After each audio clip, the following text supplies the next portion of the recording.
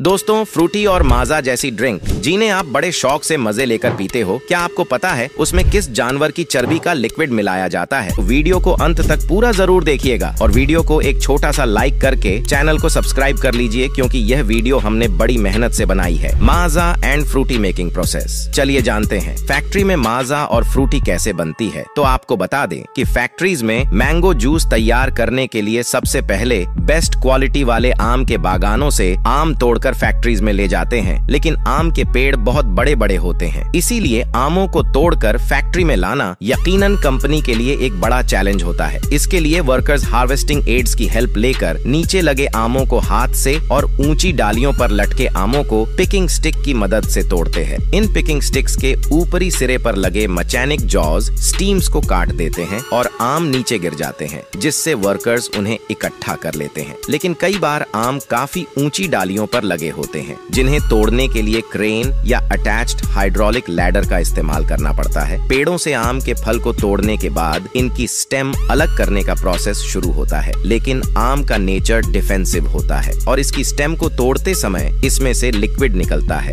जो डायरेक्ट आपकी स्किन के संपर्क में आने पर उसे जला सकता है, और अगर ये लिक्विड आम पर गिर जाता है तो उसे भी डैमेज कर सकता है। इसीलिए स्टेम तोड़ने के लिए वर्कर्स ग्लव्स का इस्तेमाल करते हैं और स्टेम तोड़ने के 5 सेकंड्स के अंदर ही इन्हें पानी में डाल दिया जाता है। इसके बाद अच्छे से साफ करके आमों को क्रेट में भरकर फैक्ट्रीज के लिए रवाना कर दिया जाता है, जहां वर्कर्स सबसे पहले मैंगोज अनलोड करते हैं और उसके तुरंत बाद इन्हें डबल स्टीव वॉशिंग एरिया में भेज दिया जाता है, जहां सेकंड प्रोसेस में एक वॉशिंग रोलर लगा होता है, जिसमें मैंगोज को अच्छे से वॉश किया जाता है। इसके बाद मैंगोज को प्री हीटिंग और सॉफ्टनिंग प्रोसेस के लिए आगे भेजा जाता है, जिसमें आम के फलों पर जो पॉलीफिनोल्स ऑक्सीडोस केमिकल लगा रहता है उसे रिमूव करने और मैंगोज का कलर और फ्लेवर इंप्रूव करने के लिए उन्हें लगभग 5 मिनट के लिए गर्म पानी में भिगोकर रखा जाता है। इस प्रोसेस से आमों का स्वाद और रंग निखर जाता है। अब इन पके हुए मीठे आमों को कन्वेयर बेल्ट पर उतारा जाता है, जहां करीब 40 से 50 वर्कर्स की नजर में आमों का विजुअल इंस्पेक्शन किया जाता है और जो आम डैमेज या खराब क्वालिटी के होते हैं उन्हें हटाकर अलग कर दिया जाता है। आगे के प्रोसेस में वर्कर्स इन आमों के ऊपरी भाग को काटकर अलग करते जाते हैं और इन्हें आगे के प्रोसेस के लिए डिस्टोनिंग मशीन में भेज देते हैं। इस मशीन में बेहद ही इफिशिएंट वे में आमों को छीलकर उनकी गुठलियां अलग की जाती है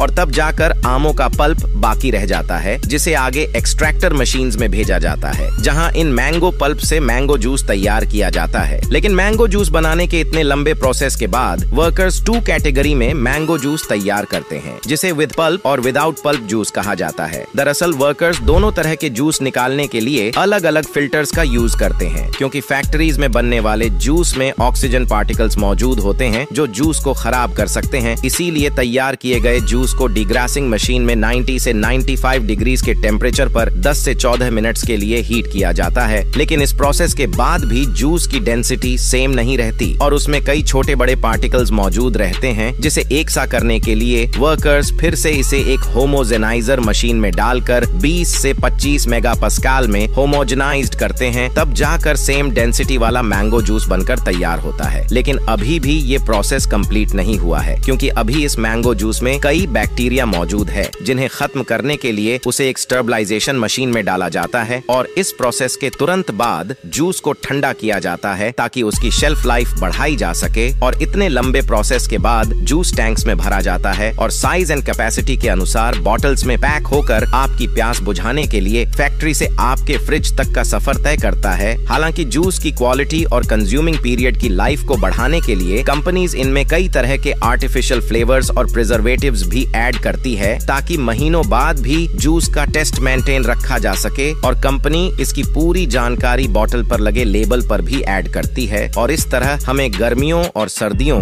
दोनों ही मौसम में मैंगो जूस पीने के लिए मिल जाता है।